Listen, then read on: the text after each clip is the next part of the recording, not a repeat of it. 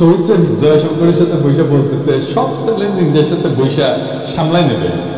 উনার এত ইন্ডিয়া প্রেম কই থেকে আসে কে? তো হচ্ছে আবার হাত দেখেন দেখেছেন, আর জয়শঙ্করের হাত দেখেন প্রভু আর ভৃত্যের হাত। আমার আগের ভিডিও দেখেছেন এটার ব্যাখ্যা দিয়েছি, মনে আছে না?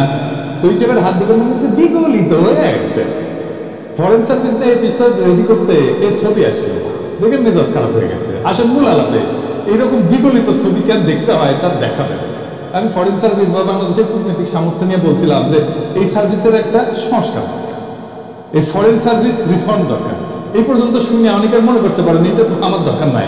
হ্যাঁ জিনা ভাই, এটা আমাদের খুব দরকার। আপনি শান্তি মতো মর্যাদার সাথে প্রবাসে আয় উপার্জন করতে পারবেন কিনা থেকে শুরু করিয়া ইন্ডিয়া আমাদের দেশে আবার তালুকদারি করতে আসবে কিনা সবকিছু নির্ভর করে আমার ফরেন সার্ভিসের দক্ষতার উপর। তাই এর সংস্কার আমাদের জন্য খুবই জরুরি।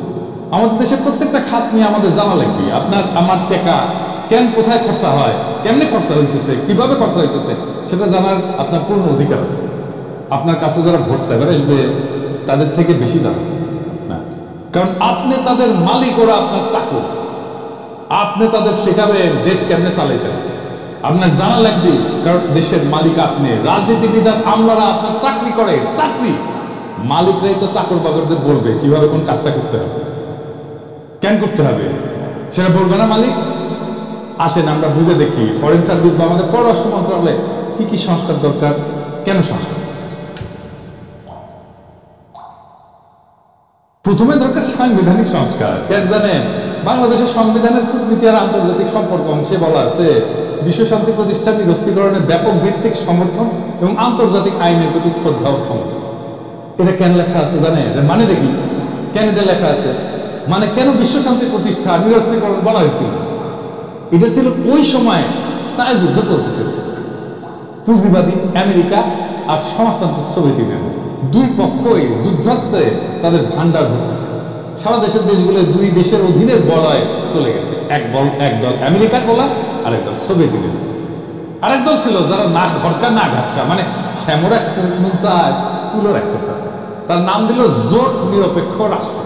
কিন্তু আসলে সোভিয়েত বলে হাঙ্গেরি সিবিবি, পন্দের আলো, দিল স্টার, বাঙ্গু সুশীলদের না, ওরা যা করে তাই যায় আমেরিকার পাবে। ওই করবি সমাজতন্ত্র, কিন্তু সমাজতান্ত্রিক দুনিয়া তো টেকা নেয়, তাই করবি সমাজতন্ত্র আর টেকা দিবি পুঁজিবাদী আমেরিকার কাছ থেকে। ভাত খাবি ভাতারে আর পিরিত করবি ভাসুরের লগে। এটার নাম জোট নিরপেক্ষ আন্দোলন। তো এই জোট নিরপেক্ষদের এজেন্ডা ছিল নিরস্ত্রীকরণ। কেন জানেন? কারণ আমেরিকার লগে অস্ত্র বানানিতে সোভিয়েত ইউনিয়ন পাল্লা দিতে পারতেছিল না। ওই সোভিয়েত ইউনিয়নের গোয়াদ নেই চাপ তাজিকিস্তান না, তো অস্ত্র বানানো গেলে চলবি, তাই ওই খেয়াল ধরেছে নিরস্ত্রীকরণে। ওটা ঢুকেছে সংবিধানের বাংলাদেশে। আপনারই কারণ এটা এখন দরকার আছে। আমাদের তো এখন জাতীয় সামরিক শক্তির বৃদ্ধি দরকার। আঞ্চলিক সমস্যাগুলো বাড়তেছে। বিপ্লব পরবর্তী নতুন বাংলাদেশ গড়ে তোলার লক্ষ্যে সংবিধানের 25 অনুচ্ছেদকে আমূল পরিবর্তন করে যুগোপযোগী করতে হবে। সংবিধান সংস্কার কমিশন ছিল, উনি আলী রিয়াজ ছিলেন, আবার হাঙ্গেরি ফিরোজ ছিলেন। তো ক্যাঙ্কা পরামর্শ দিচ্ছে, বুঝবেন পারছে। আমি তাহলে এটা ক্যাঙ্কা চাই সেটা বলি, কেন চাই সেটা বলি। হ্যাঁ, সংবিধানের সংশোধিত অনুচ্ছেদে যেখানে বাংলাদেশের কূটনীতি এবং আন্তর্জাতিক সম্পর্ক আছে সেটা কেমন হইতে পারে আসেন শেয়ার। এটা লেখা লাগবে ইনকে করে, এটা সে পাশে না লিখে দেয়। 1 নাম্বার, বাংলাদেশ সকল জাতির মধ্যে শান্তিপূর্ণ সহাবস্থান, পারস্পরিক সহযোগিতা এবং সার্বভৌমত্বের প্রতি শ্রদ্ধাশীল থাকে। 2 নাম্বার, রাষ্ট্রের কূটনৈতিক নীতির মূল লক্ষ্য হবে বাংলাদেশের স্বাধীনতা, সার্বভৌমত্ব ও জাতীয় নিরাপত্তার সর্বোচ্চ সুরক্ষা নিশ্চিত করা। এই উদ্দেশ্যে কি কি কাজ করবে সেটা বলে দিতে হবে। ক, বাংলাদেশ তার জাতীয় প্রতিরক্ষা এবং সামরিক শক্তিকে উন্নত করে সম্প্রসারিত করার অধিকার সংরক্ষণ করবে, যাতে আভ্যন্তরীণ এবং বাহ্যিক যে কোনো হুমকি মোকাবেলা করা সম্ভব। খ, বাংলাদেশ আঞ্চলিক নিরাপত্তা এবং প্রতিরক্ষা সহযোগিতার মাধ্যমে সমসাময়িক ভূ রাজনৈতিক চ্যালেঞ্জ মোকাবেলার জন্য সক্রিয় ভূমিকা পালন করবে। আন্তর্জাতিক আইন এবং কূটনৈতিক নীতির প্রতি শ্রদ্ধা রেখে বাংলাদেশ তার কৌশলগত অবস্থানকে শক্তিশালী করবে। গ, বাংলাদেশ কোনো পরাশক্তির আধিপত্যবাদী রাজনীতির যন্ত্র বা বলয়ে পরিণত হবে না, তবে রাষ্ট্রীয় স্বার্থের সুরক্ষায় কৌশলগত অংশীদারিত্ব গড়ে তুলতে পারবে। ঘ, বাংলাদেশ নিরস্ত্রীকরণ এবং বিশ্বশান্তির ধারণাকে সমর্থন করবে, তবে এটি জাতীয় নিরাপত্তা ও প্রতিরক্ষা সক্ষমতার সীমাবদ্ধতার কারণ হতে পারবে না। বাংলাদেশ দক্ষিণ এশিয়ার একটি ভারসাম্যপূর্ণ এবং ন্যায়সঙ্গত শক্তি কাঠামো গঠনে ভূমিকা রাখবে, যাতে আঞ্চলিক নিরাপত্তা, অর্থনৈতিক উন্নয়ন এবং কৌশলগত স্থিতিশীলতা নিশ্চিত করা। এই যে পরিবর্তনের কথা বললাম, এটা আসলে কি কারণ, এটা একটু বুঝে দেখি। হ্যাঁ, এক নম্বর কারণ হইতেছে যে নিরস্ত্রীকরণকে একপাক্ষিক আদর্শবাদ থেকে বের করে বাস্তববাদী জাতীয় নিরাপত্তার দৃষ্টিভঙ্গিতে রূপান্তর করা দরকার আছে।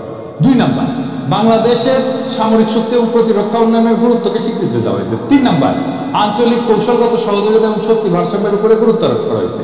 4 নাম্বার, পরাশক্তির বলের বাইরে থাকলেও কৌশলগত এবং অংশীদারিত্বের প্রয়োজনীয়তা স্বীকৃত হয়েছে। 5 নাম্বার, দক্ষিণ এশিয়ায় বাংলাদেশের ভূ রাজনৈতিক অবস্থানকে শক্তিশালী করার দৃষ্টিভঙ্গি দেওয়া হয়েছে। এই সংস্কার বর্তমান বৈশ্বিক এবং আঞ্চলিক বাস্তবতার আলোকে বাংলাদেশকে একটা আত্মনির্ভরশীল, সামরিকভাবে শক্তিশালী এবং কৌশলগতভাবে বুদ্ধিদীপ্ত রাষ্ট্রে পরিণত করতে পারবে। আর কি, আর আইন প্রণয়ন করতে হবে। কি আইন, আসেন সেটা বুঝে দেখি। বাংলাদেশের পররাষ্ট্রনীতি নির্ধারণ এবং বাস্তবায়নে ডিপ্লোম্যাটিক সার্ভিসেস অ্যাক্ট প্রণয়ন করা প্রয়োজন। কেন প্রয়োজন? প্রথমত, গণতান্ত্রিক ব্যবস্থায় দেশের সরকার পরিচালনার রাজনৈতিক দল জোট, এটা পরিবর্তন হয়ে থাকে, জানি তো। কিছুদিন পর পর পার্টি পাল্টায়, সরকারি দল পাল্টায়। কূটনীতি কিন্তু একটা দীর্ঘমেয়াদী এবং ধীর লয়ে বাস্তবায়ন হয়, এরকম একটা প্রক্রিয়া। এটা অন্য রাষ্ট্রের স্বার্থ এবং ইচ্ছাকেও আমলে নিতে হবে। তাই সরকার পরিবর্তনের সাথে সাথে পররাষ্ট্রনীতির যদি আমূল পরিবর্তন হয়, তাহলে বিভিন্ন দেশের সাথে চলমান কূটনৈতিক প্রক্রিয়াগুলো থেমে যায়। রাজনৈতিক দলগুলো দেশে যেভাবে রাষ্ট্র চালায়, রাষ্ট্র সাজায়, সরকার, আমলা, পুলিশ টুলিশ, প্রশাসন, সবকিছুতে বিচার ব্যবস্থা, সবকিছুতে লোক বদলায়, একইভাবে বিদেশেও একই কাজ করতে চায়। বিদেশি কি করে? বিদেশের মিশনগুলোকে কাজে লাগায় সরকারের যেটা দলীয় আদর্শ সেটা প্রচার হয়েছে। এই আওয়ামী লীগের বিগত 15-16 বছরে বাংলাদেশের পররাষ্ট্রনীতির অন্যতম প্রধান লক্ষ্য ছিল হাসিনা, তার বাপ, তার দলকে মহিমান্বিত এবং ভারতের কাছে জনগণের স্বার্থ বিকায় দিয়া শেখ হাসিনার গদিকে সুসংহত। এই কাজ করতে যে আমাদের কূটনীতি স্বৈরাচারের প্রোপাগান্ডা মেশিনারি হিসেবে বিনা ভোটের নির্বাচন, নিশি ভোটের নির্বাচন, বিরোধী রাজনীতিক সহ সাধারণ মানুষকে হত্যা, গুম, সাজানো মামলায় গ্রেপ্তার করা, শ্রমিকের ন্যায্য অধিকার হরণ, সংবাদপত্র মিডিয়ার ত্রুটি চেপা ধরা, ডিজিটাল সিকিউরিটি অ্যাক্ট সহ হাসিনার সমস্ত গণবিরোধী, মানবতা বিরোধী অপরাধের ছাপাই লেগে গেছে 15 বছর ধরে। এই আমাদের কূটনীতি। বাংলাদেশের পররাষ্ট্রনীতি যেন আর কোন শাসকে, জালেমে, ফ্যাসিবাদী শক্তির মুখপাত্রে পরিণত হইতে না পারে, এই জন্য অতি শীঘ্রই বাংলাদেশ ডিপ্লোম্যাটিক সার্ভিসেস অ্যাক্ট প্রণয়ন করা প্রয়োজন। এই আইন না হইলে বাংলাদেশের পররাষ্ট্র সার্ভিসকে আবারও কোনো না কোনো ফ্যাসিবাদী শক্তির মাউথপিস হিসেবে ব্যবহার করার চেষ্টা চালাবে নিশ্চিত এবং করে উঠবে। এই আইনের কোন অংশে কি কি থাকবে এটা একটু বুঝে দেখি। প্রথম অংশে থাকবে পররাষ্ট্রনীতির লক্ষ্য, অভিষ্ট এবং মৌলিক নীতিমালা। দ্বিতীয় অংশে থাকবে বাংলাদেশের কূটনীতির আইনি কাঠামো কিরকম হবে। আইনটার তৃতীয় অংশে বাংলাদেশের কূটনৈতিক কাঠামো, নাগরিকদের কি কি সেবা প্রদান করবে। আইনটার চতুর্থ অংশে কি থাকবে? কূটনীতিকদের নিয়োগ, পদমর্যাদা, প্রশিক্ষণ, পদোন্নতি, বিশেষ বোর্ড, বেতন ভাতা, এইগুলোর জন্য বিশেষ বোর্ড, বিদেশে নতুন মিশনের স্থাপনের প্রক্রিয়া সহজীকরণ, পৃথক উইং বন্ধ কইরা মিশনে কর্মরত পেশাদার কূটনীতিক এবং অপেশাদার জনবল তাদের পদায়ন পররাষ্ট্র মন্ত্রণালয়ে করা সহ নানা প্রশাসনিক বিষয় দিতে। এই বিষয়টা আমি পরে আবার আলাপ করি। আমি আইনের লোক না, কিন্তু তাও যদি আমার কয় আমি ড্রাফট করে দিলাম, লাগি করে মেলা তো ব্যাগের খেটলার এটাও একটা খেতে দিলাম। এবার আসে মিশনের সংখ্যা নিয়ে কথা। 2025 সালে বাংলাদেশ বিশ্বের 35তম বৃহত্তম অর্থনীতির দেশে পরিণত হবে, মাশাআল্লাহ। জাতিসংঘের তথ্য মতে 23 সালে জনসংখ্যার বিচারে বাংলাদেশ বিশ্বের 8ম বৃহত্তম দেশ। আমাদেরও বিশ্বের 8ম বৃহত্তম অর্থনীতি হওয়া উচিত। ইংরেজিতে তো কেছে, তাই ইংরেজি যখন কেছে তখন ঠিকই কেছে, কিন্তু বাংলাদেশের কূটনৈতিক র্যাঙ্কিং, এই যে LOWY ইনস্টিটিউট গ্লোবাল ডিপ্লোমেসি ইন্ডেক্সে এই কূটনৈতিক শক্তিমত্তার র্যাঙ্কিং, এখানে বাংলাদেশ বিশ্বের 46তম দেশ। এই র্যাঙ্কিং আপনি 8ম বৃহত্তম জনসংখ্যার দেশ, আপনার 35তম অর্থনীতির দেশ, আর কূটনৈতিক শক্তিতে 46 নাম্বার। এটা হইল 3 দিকে আধিপত্যবাদী ভারত পরিবেষ্টিত চীনের মতো বৃহৎ শক্তির পাশে অবস্থিত দেশের কূটনৈতিক প্রয়োজনের বিচারে এটা কোনো শক্তি আপনার অবস্থা কেনকা হবে জানেন? গরিবের সুন্দরী বউর মতো, সবার ভাবি হবে। তাই হয়েছে, হাসিনা সরকার তো ইন্ডিয়া পাশে বেঁধে দিত, সেটা তো জানেন এই জন্যে।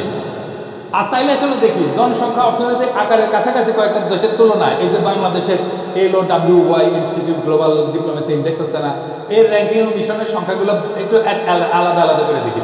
এটা স্যার আপনি পাশে লিখে দেন, সবাই দেখুন এইখানে আমরা কোন দেশ, জনসংখ্যার র্যাঙ্কিং কি, মিশন সংখ্যা কি এবং ডিপ্লোম্যাটিক র্যাঙ্কিং কি। পাকিস্তান জনসংখ্যার র্যাঙ্কিংয়ে ৫৫, মিশনের সংখ্যা ১২১ আর ডিপ্লোম্যাটিক র্যাঙ্কিং ২৭।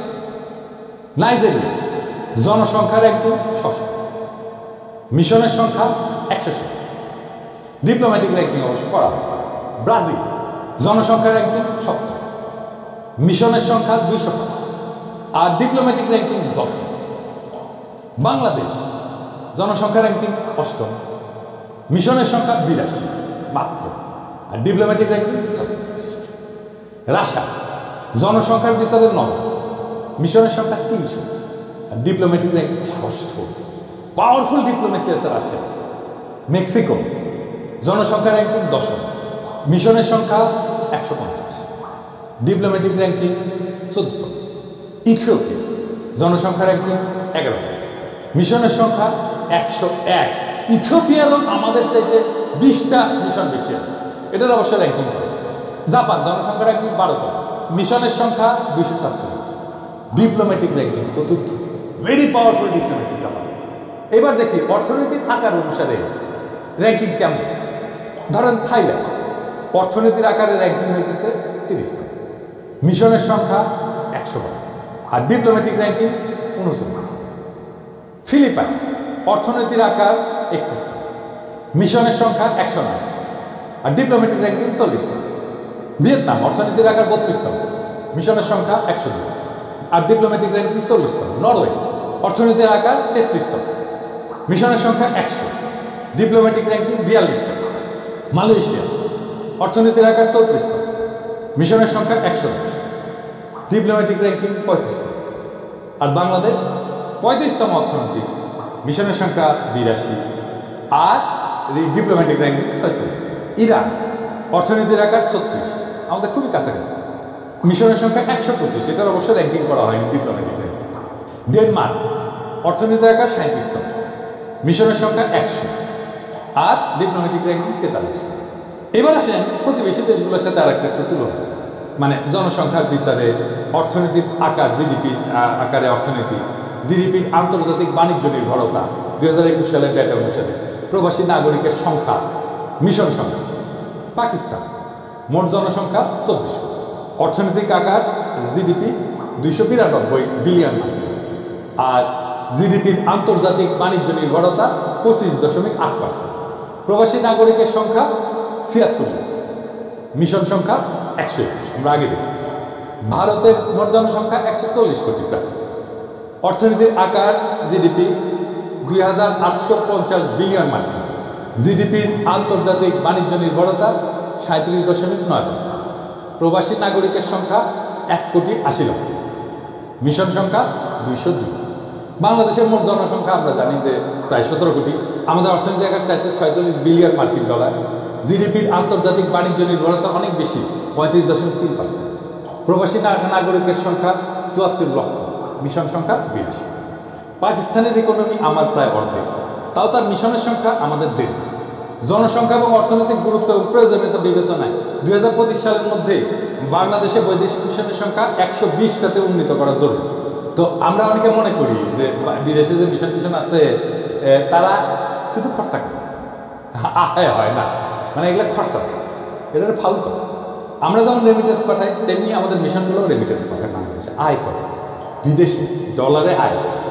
এবার আসে বিদেশে বাংলাদেশে একটা ছোট আকারের মিশনের বার্ষিক ব্যয় কত, এটা পররাষ্ট্র মন্ত্রণালয়ের বাজেট বই দেখলে বোঝা যায় যে মিশনের ব্যয় বরাদ্দ ৫ থেকে ৬ কোটি টাকা বছরে, যা আবার প্রকৃত ব্যয় হচ্ছে ৪.৫ থেকে ৫ কোটি টাকা। কূটনৈতিক যোগাযোগ বৃদ্ধি, বাণিজ্য বৃদ্ধি, এই সমস্ত বিবেচনায় বার্ষিক খরচের রিটার্ন অনেক গুণ বেশি। বাংলাদেশে কয়েকটা নতুন মিশন করছে, এর উপরে একটা ছোট্ট একটা আমি তথ্য দিই, আপনারা একটু বুঝে দেখেন যে মিশন করলে আমাদের লাভ আছে না ক্ষতি, এটা খরচা টাকা। ধরে এই যে ব্রাজিলের রাজধানী, এখানে মিশন স্থাপনের আগে রপ্তানি ছিল ১১০ মিলিয়ন মার্কিন ডলার, মিশন স্থাপনের পরে রপ্তানি হয়েছে 179 মিলিয়ন মার্কিন ডলার। রপ্তানি বৃদ্ধি কত হয়েছে? প্রায় 593 কোটি টাকা। খরচা কত মিশনে? এই প্রায় 8.5 কোটি টাকা। মিশন খোলার পরে চুক্তি হয়েছে কয়টা? 4টা চুক্তি হয়েছে। যা বাজে খরচা যেটা, তার তুলনায় আয় বৃদ্ধি কত? 6,839%। 6,839%।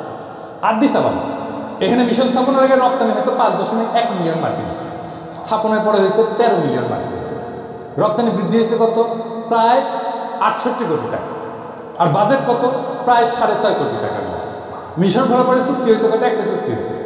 বাজেটের তুলনায় আয় বৃদ্ধি কত হয়েছে? 1030%। মেক্সিকো সিটি মিশন স্থাপনের আগে রপ্তানি ছিল 181 মিলিয়ন মার্কিন ডলার। রপ্তানি মিশন স্থাপনের পরে কত হয়েছে? 381 মিলিয়ন মার্কিন ডলার। বছরের রপ্তানি বৃদ্ধি হয়েছে কত? 1720 কোটি টাকা। মিশনের বাজেট কত? মাত্র 7 কোটি টাকা। মিশন খোলার পরে চুক্তি হয়েছে কত? 2টা চুক্তি হয়েছে। বাজেটের তুলনায় আয় বৃদ্ধি কত হয়েছে? 24,500%। এই যা বুঝে মিশন স্থাপনের আগে রপ্তানি ছিল 2 মিলিয়ন মার্কিন ডলার।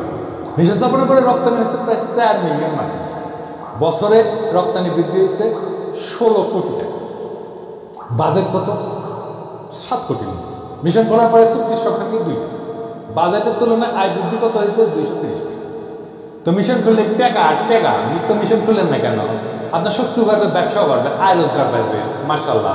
তা আপনি মিশন খুললেন না কেন? বুদ্ধি বেশি।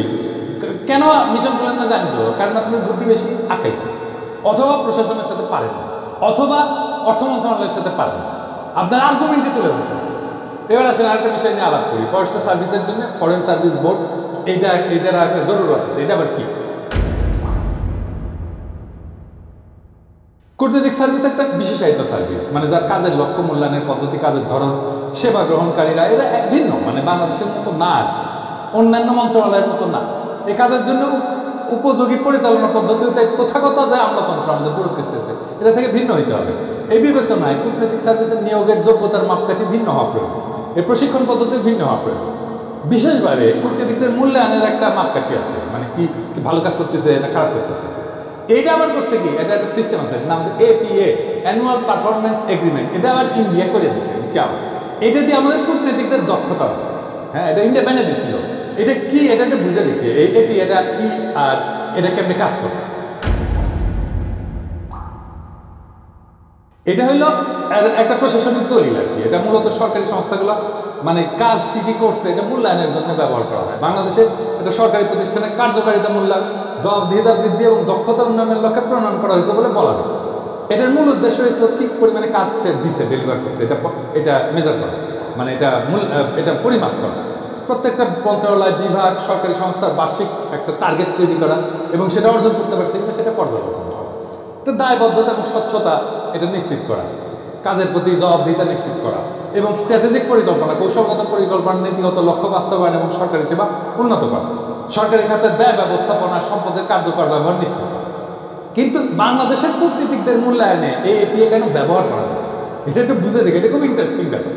একাডেমিক, কিন্তু বুঝলে এটা সুবিধা আছে আমাদের সবাই। কূটনীতিকদের কাজের প্রকৃতি অত্যন্ত গতিশীল এবং জটিল। তাদের কার্যকারিতা শুধুমাত্র প্রশাসনিক চুক্তি দেওয়া মাপা কঠিন। কূটনীতির ক্ষেত্র হচ্ছে পরিস্থিতি ভিত্তিক এবং রাজনৈতিক। এটা শুধু সংখ্যাভিত্তিক মানদণ্ড দিয়ে বিচার করা যায় না। APA সংখ্যাভিত্তিক মান। কূটনীতিক কাজ দীর্ঘমেয়াদী প্রভাব থাকে, যা বার্ষিক মূল্যায়নে ধরা যাবে না। মানে আপনার একটা ফল আসতে যদি 5 বছর সময় লাগে, তাহলে আপনি 1 বছরের মধ্যে কি দেখবেন? দেখতে পাবেন না তো কিছু। দ্বিপাক্ষিক এবং বহুপাক্ষিক সম্পর্ক, বিদেশি লবিং, প্রভাবশালী রাষ্ট্রের সাথে নীতিগত বোঝাপড়া, এগুলো সরাসরি APA-তে দেখাই যায়। এটাই আসলে কূটনৈতিক সার্ভিসের মূল কাজ। তাহলে আপনি APA দিয়ে করবেন কি? দেখুন, এটা ছাড়াও সরকারের কিন্তু একটা ওভারঅল হাসিনার আমলে ভারতীয় পরামর্শ APA ছাড়াও NIS বলে একটা জিনিস তৈরি করছে। এটা একটা হাস্যকর পদ্ধতি। NIS দিয়া কোন মন্ত্রণালয় কত ভালো কাজ করতেছে, কত দক্ষ, সেটা বের করা। কিন্তু ইন্টারেস্টিং হচ্ছে NIS দিয়ে যে সমস্ত মন্ত্রণালয়কে দক্ষ বলে বলা হয়েছে, সেগুলোই হচ্ছে সবচেয়ে দুর্নীতিগ্রস্ত এবং সবচেয়ে অদক্ষ মন্ত্রণালয়। আসলে এটা বুঝে দেখে কিরকম বাস্তবে যে সমস্ত মন্ত্রণালয় সবচেয়ে দুর্নীতিগ্রস্ত এবং অদক্ষ, তারাই এই যে মূল্যায়ন পদ্ধতি, এই যে NIS আর APA বললাম, এতে শ্রেষ্ঠ মন্ত্রণালয় হিসেবে স্বীকৃতি দিয়েছে। এটাতে কৃত্রিমভাবে সাজানো রিপোর্টের মাধ্যমে প্রশাসনকে দক্ষ এবং দুর্নীতিমুক্ত দেখানোর চেষ্টা করা। বাস্তবে জনগণের সেবা নিশ্চিত করতে এই পদ্ধতিগুলা কোনো কার্যকর পরিবর্তন আনতে পারে। দুর্নীতির জন্য কুখ্যাত মন্ত্রণালয়গুলো বারবার শ্রেষ্ঠত্বের পুরস্কার পেয়েছে। আমি উদাহরণ দিই, সড়ক পরিবহন সেতু মন্ত্রণালয়, মানে যেটা ও কাউ যে কাউয়া কাউয়া ওই চালবে কাউয়া আসছে কাউয়া এটা বেশে কাউয়ার সাউন্ড দেন অনেকদিন পরে জোরে দেন আরো জোরে হ্যাঁ। তো এইখানে তারা কিভাবে কাজ করছে, কি দুর্নীতি করছে আমি তো জানি। আর কি গৃহায়ন এবং গণপূর্ত মন্ত্রণালয়, হ্যাঁ, সরকারি ভবন নির্মাণ উন্নয়নে, এটা সাধারণ ঘটনা তো দুর্নীতিতে। শিক্ষা মন্ত্রণালয়, যেখানে প্রশ্নভাস, নিয়োগে দুর্নীতি এবং শিক্ষা খাতের মানের যে অবনতি ঘটছে, সেটা তো এই শিক্ষা মন্ত্রণালয় দীপুমনি করছে, তাই না? সেটা নাকি বেস্ট পারফর্মিং মন্ত্রণালয়, তাহলে চিন্তা করে। স্বাস্থ্য মন্ত্রণালয় কি হয়েছে তো আমরা জানি, এখনো স্বাস্থ্য মন্ত্রণালয় সেটার জন্য ধরতেছে। এই এপিআর এনআইএস এটা জনগণের সাথে প্রতারণা করে এক ধরনের ব্র্যান্ডিং, এটা ব্যর্থ, অপ্রাসঙ্গিক। প্রকৃত জবাবদিহিতা, সুশাসন এবং দুর্নীতির বিরুদ্ধে কঠোর ব্যবস্থা নেওয়ার জন্য নতুন কার্যকর বাস্তবসম্মত মূল্যায়ন পদ্ধতি দরকার। আপনারাই বলে যে সড়ক, গণপূর্ত, স্বাস্থ্য, শিক্ষা যদি সেরা মন্ত্রণালয়ের সার্টিফিকেট পায়, তাহলে ইন্ডিয়া আমাদের কেমন চাপা ম্যাপ দিতেছিল, তাদের একটা সিস্টেম করে দিল। এনআইএসআর এপিআই কিন্তু ইন্ডিয়া করে দিচ্ছে, বুঝছে? আমাদের ব্যুরোক্রেসিও তারা এইভাবে খোড়া করে দিচ্ছে। কূটনীতিকদের পদোন্নতি এই সমস্ত মূল্যায়নের নিরীক্ষা হওয়া উচিত না। সবচেয়ে ভয়ানক যে জুলুম হাসিনা সরকার পররাষ্ট্র সার্ভিসের সাথে করছে, তা হলো নিষেধাজ্ঞার ভোটের কারিগর অ্যাডমিন ক্যাডারদের অধীনে পররাষ্ট্র সার্ভিসের পদোন্নতির ব্যবস্থা করে দিচ্ছে। চিন্তা করো, যেখানে পররাষ্ট্র সার্ভিসের পদ শূন্য থাকার পরও পদোন্নতি দেওয়া হয়নি, হাস্যকর সব অজুহাত দেখায়, সেখানে ভোট চুরির কারিগরেরা পদ শূন্য না থাকলেও পদের চেয়ে দ্বিগুণ, 3 গুণ সংখ্যায় পদোন্নতি পেয়েছে। এটা হাস্যকর অজুহাত বলে অ্যাডমিন ক্যাডারের একই ব্যাচের অফিসারদের পদোন্নতি হয়নি বলে পররাষ্ট্র ক্যাডারের পদ শূন্য থাকলেও তাদেরকে পদোন্নতি দেওয়া হয় 2-3 বছর থেকে। আমি আগের এপিসোডে এই কথা বলছিলাম। কাজে পররাষ্ট্র সার্ভিসের পদোন্নতি ফরেন সার্ভিস বোর্ডের মাধ্যমে হইতে হবে।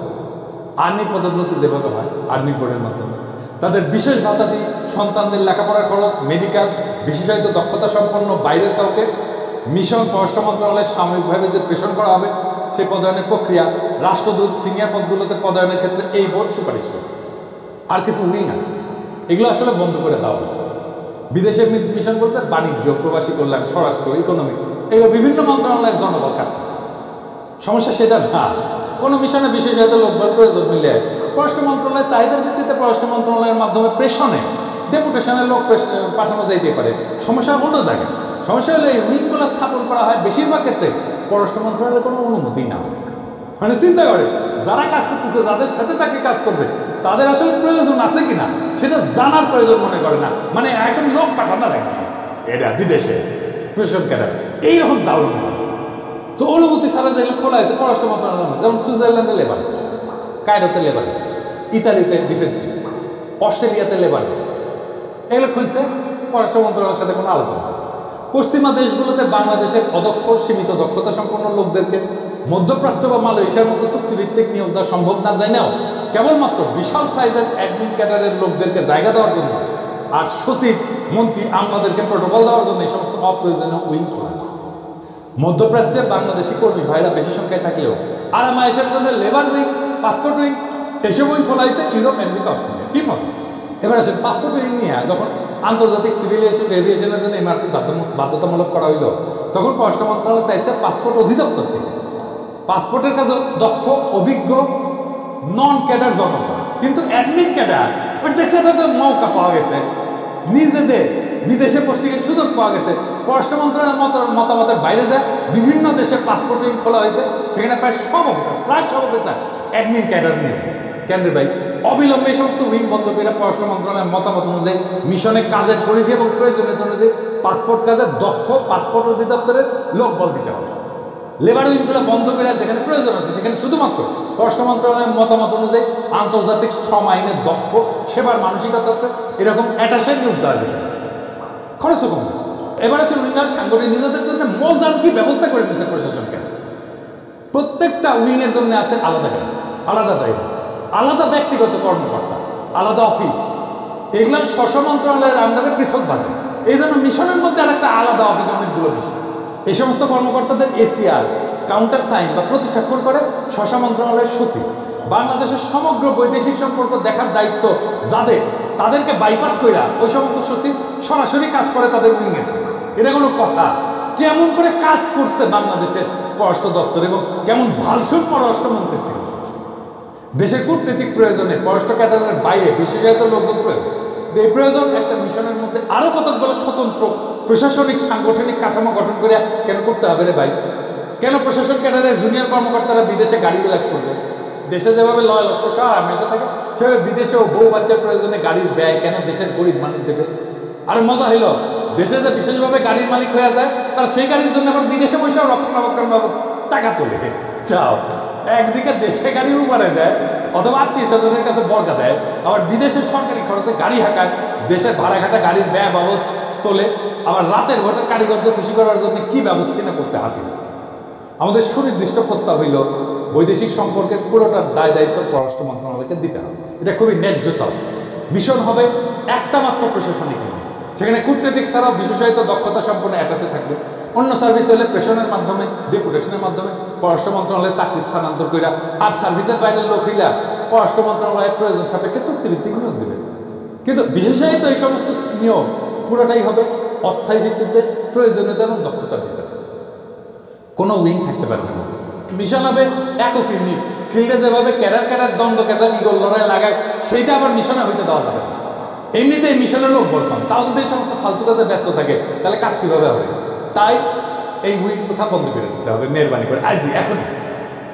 মিশনের বিষয়ায়িত দক্ষতার লোকজন অ্যাটাচি হিসেবে আসবেন, কিন্তু তা আসবেন পররাষ্ট্র মন্ত্রণালয়ের মাধ্যমে। তাদের জন্য মিশনের ভেতরে আরো কতগুলো মিশন খোলার দরকার নাই। আমি এটা নিয়ে আগের এপিসোডে বলছি, এতে সরকারের খরচা কমবে, আর যেই অফিসার যে দপ্তরে কাজ করছে তারই তো আমি উইংয়ে, তাই না? এটা সে করে প্রশাসন ক্যাডারের একজনকে পাসপোর্ট উইংয়ে দিলে আর যে কোনোদিন পাসপোর্ট নিয়ে কাজই করে না, ভবিষ্যতেও করবে না, তবে তারা 2 বছর ইউরোপে পাসপোর্টের দায়িত্ব দিয়ে রেখে তারপরে দেশে গিয়ে তুলা বিমান বোর্ডের পরিচালক বানিয়ে দিলাম। এটা কোনো কাজ হলো? প্রশাসন ক্যাডারকে বলবো আপনাদের লোকগুলোকে উইথড্র করে সসম্মানে ফেরত নিয়ে আসা, গাড় পেলি করেন না, চাও। হ্যাঁ, আমরা গেলে এমবেসিতে যাই ঘাট ধাক্কা দিয়ে দেখতে পারি, সেই সামর্থ্য আছে আমার।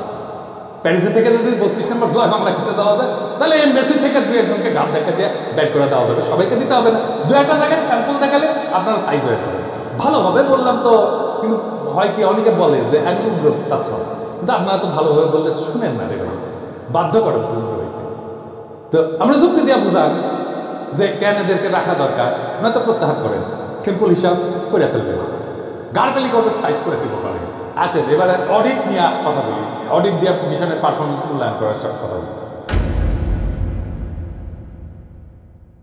মিশনগুলোতে 2 বছরে একবার অডিট করার জন্য 2জন অফিসার 14 দিন করে সরকারের টিএ দিয়ে নেওয়া সফল।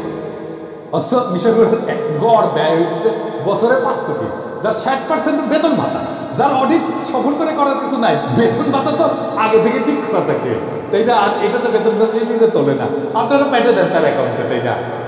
মিশনে অডিটে যাওয়ার জন্য অডিট অফিসের যে আগ্রহ, তার সবার সরকারের যদি সব সেক্টরে থাকলে হইনি, তাহলে এত দুর্নীতি হইলে নাকি? এটা হইতেছে ফরেন ট্রিপ, একটা 14 দিনের মুফতে একটা ফরেন ট্রিপ। এসে গুরুত্বপূর্ণ হইল যে 2% থেকে 5% নিয়ে তো বিল পাস করেন, তাই না? এটা তো আমরা জানি, তাই না? এটা তো সিস্টেম, এটা বন্ধ করে দেশের মানুষের মাথার উপর থেকে এই টাকার ভারটা তো কমতো, তাই না? এই ঘুষ দিতে ব্যয়ের বোঝার ভারটা তো কমতো, কিন্তু করেন তো আপনারা। পার্সেন্ট নিয়ে তো বিল ঠিকই দেয়, তো তখন অডিট করা লাগে না, ওটা থামলাম। আপনাদের এই 5-6 কোটি টাকার ব্যয়ের অডিট নিয়ে, যার বেশিরভাগই হইতেছে বেতন ভাতা, সেটা নিয়ে আপনাদের কুরকুরানি দেখলে মেজাজ করে খারাপ হয়ে যায়। মিশনগুলোতে অডিট আপত্তি হয়, এবং আর আপত্তি হয় কি জানেন? আপত্তি হয় কি, সেটা মজার একটা বেশ ব্যাপার, আর কত কমু আর কি। এটা হইতেছে দেশের যে প্রকিউরমেন্ট রুলস আছে, এইটা আবার এদেশে এসে পালন করতে হয়। এই আইন আছে, এটা আইন না থাকলে আপত্তি। আমি তো ফ্রান্সে থাকি, ফ্রান্সে কোনো পণ্য সেবা এটা কেনার জন্যে কোটেশন আনতে হইলে টাকা দিতে হয়, আবার কোটেশন না থাকলে অডিটে আপত্তি করতে হয়। তা মিশন কই যাবে? এটা বাংলাদেশের মতন না, চাইলে কোটেশন দিয়ে দিবে, তা তো না, টাকা দিবে, কোটেশন দিবে, তো মিশন যাবে কই? ধরেন এক এক দেশের স্কুলের একটা মিনিমাম এইজ এক এক রুম আছে না, কিন্তু দেশ থেকে নিয়ম করে দেওয়া হয়েছে যে 6 বছর না হইলে টিউশন ফি সরকারি খাত থেকে নেওয়া যাবে। এখন ধরেন যেই দেশে 5 বছরের স্কুলে যাওয়া বাধ্যতামূলক, যেই দেশে, সেই দেশে কি করবে? কূটনীতিকের বাচ্চারা না পড়ে বসে থাকবে ঘরে। অনেক উন্নত দেশে সরকারের যে টাকা, সেই টাকা দিয়ে 2 বাচ্চা পড়ানো যায়, বাধ্য হয়ে তার বাচ্চাকে ওই দেশে স্থানীয় ভাষায় স্কুলে পড়াতে। 2 বছরের জন্য একজন ধরেন ফ্রান্সে আসছে, তোর বাচ্চাকে ফ্রেঞ্চ স্কুলে পড়াবে, ওর তো ল্যাঙ্গুয়েজ শিখতে 2 বছর লাগবে রে ভাই। তো কূটনীতিকদের সন্তানেরা যে ইংলিশ মিডিয়ামে পড়তে হয়, এটা তো বিলাসিতা না, এটা তো নেহায়ত প্রয়োজন। আপনি বাচ্চাদের কথা চিন্তা করবেন না, জীবন ধ্বংস হয়ে যাবে। 2 বছর পর ট্রান্সফার হয়, তো এখন ফ্রান্স থেকে স্পেনে গেল বা ফ্রান্স থেকে সৌদি আরব গেল, উঠে যে আবার আরবি শিখবি আবার 2 বছর, ল্যাঙ্গুয়েজই শিখবে চিরজীবন। মানে আমি কই না যে আমাদের ব্যুরোক্রেটরা আমরা এদের মাথার কি আছে আমি জানি না, কিন্তু এদের হৃদয় নাই, হৃদয় দিয়ে প্রবলেম।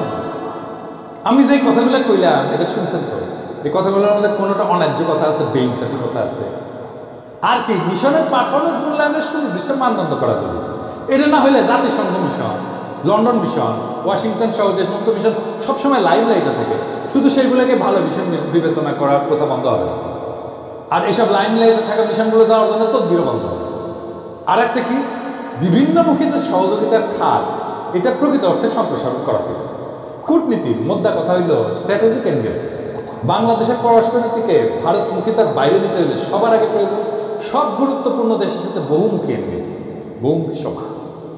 অর্থনীতির বিভিন্ন ক্ষেত্রে, শিল্প, সংস্কৃতি, সব সম্ভাব্য সকল ক্ষেত্রে সরকার টু সরকার engagement, people to people engagement, বিভিন্ন বেসরকারি প্রতিষ্ঠানের এনগেজমেন্ট, এইগুলো করতে হবে। তাহলে বিপ্লব পরবর্তী নতুন বাংলাদেশের জন্য উপযুক্ত পররাষ্ট্রনীতি বাস্তবায়ন সম্ভব।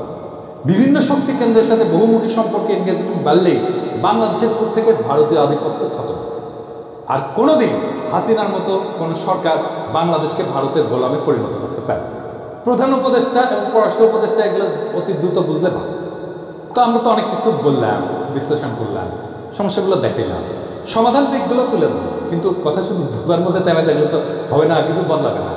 সত্যিকারের পরিবর্তন আসে যখন আমরা সচেতন হই, সক্রিয় হয়ে দায়িত্ব নিয়ে কাজ করি। আপনার, আমাদের প্রত্যেকের ভূমিকা আছে। এই দেশ তো আমাদের, তাই না? এই রাষ্ট্র আমাদের, এর ভবিষ্যৎ আমাদের। কেবল অভিযোগ করে থেমে থাকলে তো কিছু বদলাবে না। আমাদের জানতে হবে, বুঝতে হবে, প্রশ্ন করতে হবে, আর প্রয়োজনে দৃঢ়ভাবে দাবি তুলতে হবে।